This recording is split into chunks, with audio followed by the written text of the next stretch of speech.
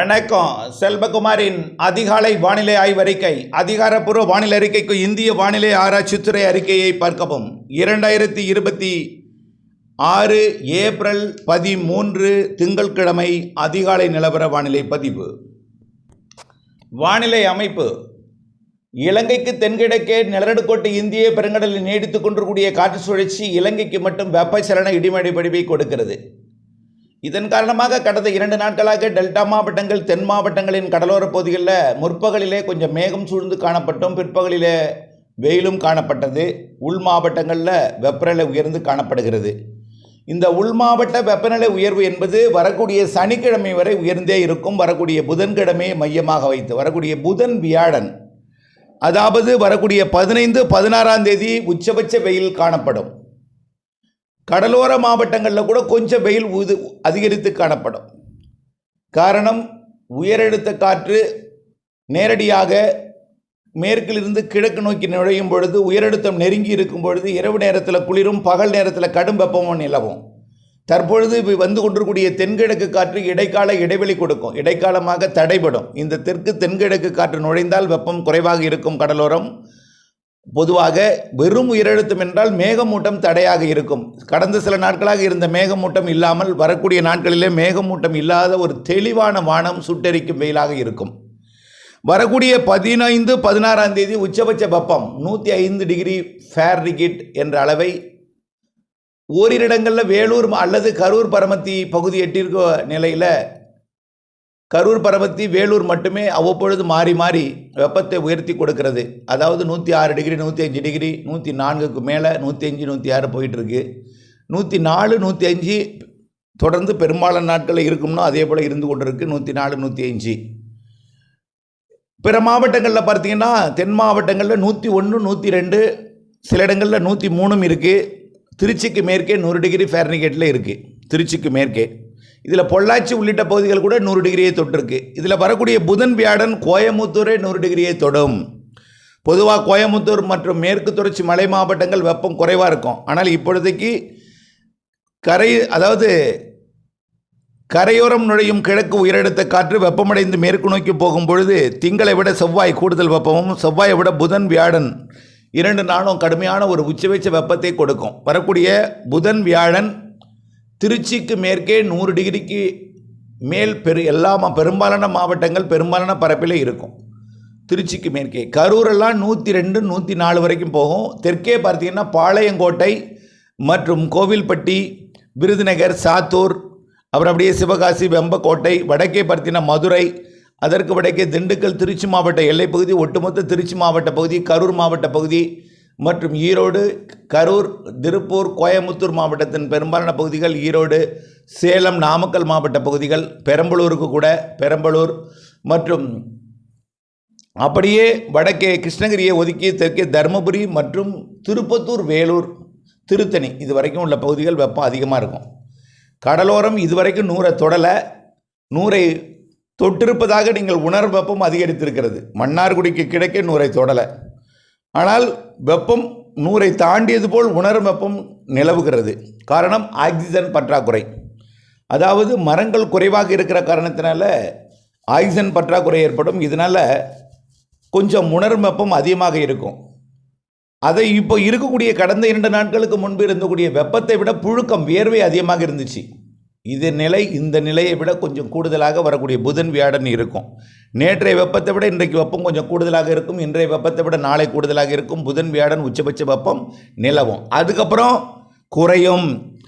திங்கள் போல வரக்கூடிய சனிக்கிழமை இருக்கும், செவ்வாய் போல வரக்கூடிய வெள்ளிக்கிழமை இருக்கும். புதனும் வியாழனும் உச்சபட்ச வெப்பநிலையில் இருக்கும்.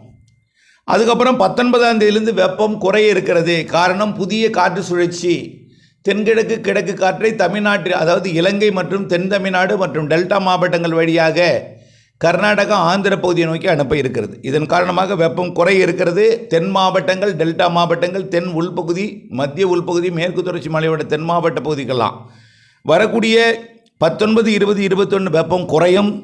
22, 23 ஏப்ரல் 22, 23, 24, 25, 26 தேதிகளில் ஆங்காங்கே மழை வாய்ப்பையும் கொடுக்க போகிறது.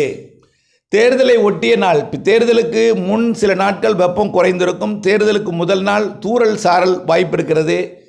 இடிமழையாக ஆங்காங்கே மேகமூட்டம் கண்டிப்பாக இருக்கும். வரக்கூடிய 22ஆம் தேதியிலிருந்து 26ஆம் தேதி வரைக்கும் தமிழ்நாட்டிலே தென் மாவட்டங்கள், டெல்டா மாவட்டங்கள், தென் உள்பகுதி, தென் மாவட்ட மேற்கு தொடர்ச்சி மலைப்பகுதி, சரியாக சொல்லப்போனால் மயிலாடுதுறைக்கு தெற்கே, அரியலூர் பெரம்பலூருக்கு தெற்கே, திருச்சிக்கு தெற்கே, கரூருக்கு தெற்கே, கோயம்புத்தூர் திருப்பூருக்கு தெற்கே, திண்டுக்கல் மற்றும் மதுரை ஆங்காங்கே ஒதுக்கித்தான் கோடை மழை. இது மதுரை, புதுக்கோட்டை, சிவகங்கை டெல்டா மாவட்டங்களின் தெற்கு பகுதி, மதுரை, சிவகங்கை, புதுக்கோட்டை மற்றும் ராமநாதபுரம், விருதுநகர், தேனி, தென்காசி, திருநெல்வேலி, கன்னியாகுமரி, தூத்துக்குடி இந்த மாவட்டங்களுக்கு வரக்கூடிய 22, 23 தேர்தல் நாள் 23, அதுக்கு முதல் நாள் 22, 23, 24, 25, 26 ஆகிய தேதிகளில் மதியத்திற்கு மேல் மதியம், மாலை, முன்னிரவு நேரங்களில் ஆங்காங்கே இடிமழை பொழிவை கொடுக்கும். தென் மாவட்டங்கள், டெல்டா மாவட்டங்கள், மேற்கு தொடர்ச்சி மலை மாவட்டங்கள், அதிலே குறிப்பாக தென் மாவட்ட மேற்கு தொடர்ச்சி மலை பகுதி ஒதுக்கி ஆங்காங்கே. ஆக வரக்கூடிய சனிக்கிழமை வரை வெப்பம் உயர்ந்து மீண்டும் தனியே இருக்கிறது. அடுத்த வரக்கூடிய ஞாயிற்றுக்கிழமையிலிருந்து தேர்தல் நாளில் வெப்பம் குறைந்து மாலை இரவு இடிமழை பொழிவிற்கு முன்பு புழுக்கம் இருக்கும், வியர்வை இருக்கும். மழை வருவதற்கு முன்பு வியர்வை, புழுக்கம் இருக்கும். தென் கிழக்கு திசை, தெற்கு திசையிலிருந்து காற்று உள்ளே வந்து வளிமண்டல சுழற்சி காரணமாக மழை பொழிவை இந்த மாதம் கொடுக்க போகுது. அதனால் இதிலிருந்து இயல்பு வாழ்க்கையை பாதிக்கும் மழை அல்ல. அவ்வப்பொழுது மாலை நேரத்தில், இரவு நேரத்தில் ஆங்காங்கே கொடுக்கக்கூடிய வெப்பத்தை தணிக்கும் மழை என்று சொல்லலாம். 22லிருந்து 26 வரை. அதுக்கு அடுத்தபடி இந்த மாத இறுதி நாட்களில் சுமத்ரா மற்றும் அந்தமான் தெற்கு பகுதியில் காற்றழுத்த தாழ்வு நிலை அல்லது பகுதி மண்டலம் உருவாக வாய்ப்பு இருக்குது. அது தமிழ்நாட்டை நெருங்கி விலகுமா, அல்லது சற்று அப்பால் போகுமா, அல்லது மிகுந்த அப்பாலே போகுமா, இவையெல்லாம் ஆய்வில் இருக்குது. அதாவது ரொம்ப தொலைவில் போனால் மேற்கு காற்றை ஈர்த்தால் வெப்பம் கடலோரம் அதிகரிக்கும். நெருங்கி வந்து மேகமூட்டத்தை கொடுக்கலாம், அல்லது நெருங்கி வந்து மழையையும் கொடுக்கலாம். இது ஆய்வில் இருக்குது. இந்த மாத இறுதி நாள் நிகழ்வு மே மாதம் முதல் வார நிகழ்வு அரபிக்கடல் நிகழ்வு. 10ஆம் தேதிக்குள், மே 1லிருந்து 10ஆம் தேதிக்குள் அரபிக்கடலில் நிகழ்வு உருவாகி அது கேரள கடலோரத்தை நெருக்கமாக வந்து லட்சத்தீவு, கேரள கடலோரம் மற்றும் கர்நாடக கடலோரத்திற்கு நெருக்கமாக வந்து மழைப்பொழிவை கொடுப்பதற்கு சாதகம் இருக்குது. இதுவும் உறுதிப்படுத்துவதற்கு தொடர்ந்து அப்டேட்ஸோடு இணைந்திருக்கணும். ஆக மே முதல் வார அரபிக்கடல் நிகழ்வு, ஏப்ரல் இறுதி வாரம் வங்கக்கடல் நிகழ்வு, அதற்கு முன் தேர்தலை ஒட்டிய நாள்களில் தூறல் நனைக்கும் மழை ஒதுக்கி ஆங்காங்கே எல்லோருக்கும் அல்ல, வெப்பத்தை குறைக்கும், கண்டிப்பாக வெப்பத்தை குறைக்கும். வரக்கூடிய ஞாயிற்றுக்கிழமைக்கு மேல் வரக்கூடிய சனிக்கிழமை வரை வெப்பம் மிகுந்து காணப்படும்.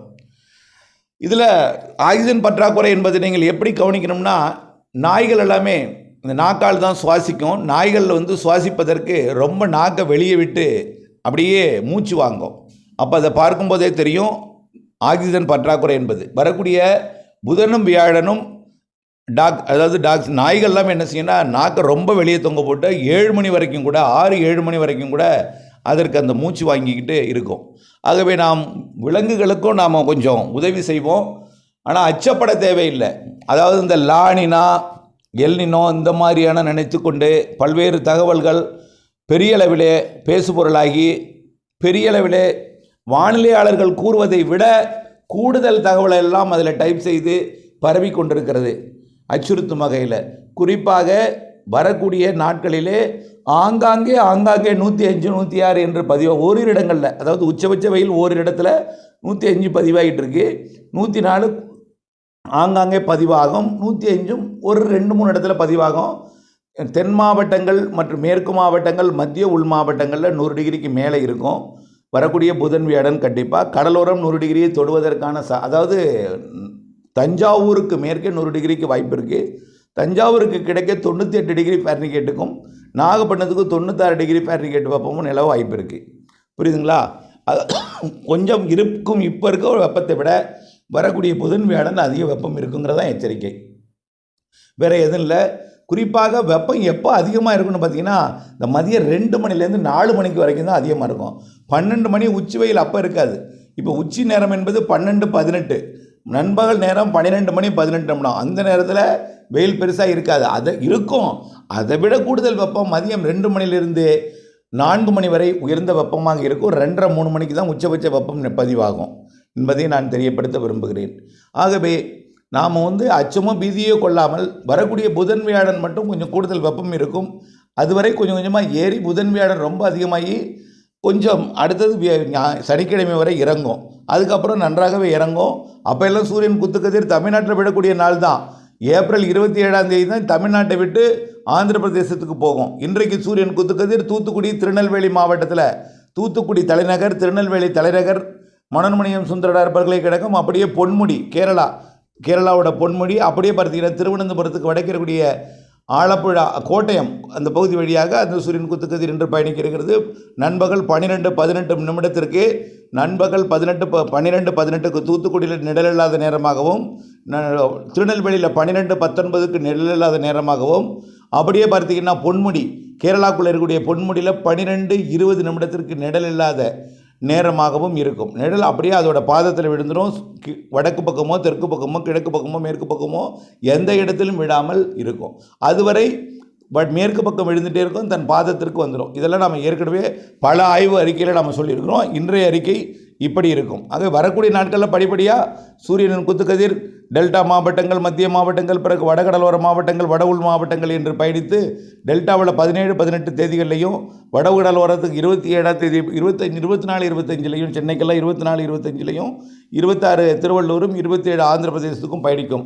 அதுவரை சூரியன் குத்துக்கதிர் விடுற காரணத்தினால அதிகரிக்கும் வெப்பம் மீண்டும் வரக்கூடிய 20ஆம் தேதியிலிருந்து குறைய இருக்கிறது என்பதையும் தெரியப்படுத்த விரும்புகிறேன். சூரியன் குத்துக்கதிர் விழுந்தால் மட்டும் வெப்பம் உயரும் என்று சொல்ல முடியாது. கிழக்கு காற்று, தென்கிழக்கு காற்று நுழைந்தால், குளிர்ச்சியான மேகமூட்டங்கள் உருவாக சாதகம் இருந்தால் வெப்பம் குறைவாக காணப்படும். இருந்தாலும் சூரியன் குத்துக்கதிர் விழக்கூடிய நாட்களிலே வரக்கூடிய 20ஆம் தேதிக்கு மேல் வெப்பம் குறைய இருக்கிறது. வெப்பத்துக்கு பிறகு மாலை இரவு இடிமழை பிடிவு, அதாவது மேகமூட்டத்திற்கு பிறகு மாலை இரவு இடிமழை பிடிவு புழுக்கத்திற்கு பிறகு கொடுக்க இருக்கிறது. தேர்தலுக்கு முந்தைய நாள், தேர்தல் நாள், அதுக்கு நாள் பெரிய மழை, பாதிக்கும் மழை அல்ல, வெப்பத்தை தணிக்கும், குளிர்ச்சி கொடுக்கக்கூடிய மழை ஆங்காங்கே ஒதுக்கி என்பதையும் தெரியப்படுத்த விரும்புகிறேன். மாத இறுதி நிகழ்வும் மே மாத நிகழ்வும் அறிவித்திருக்கிறேன். இணைந்தே இருங்கள் அப்டேட்ஸுடன். நன்றி.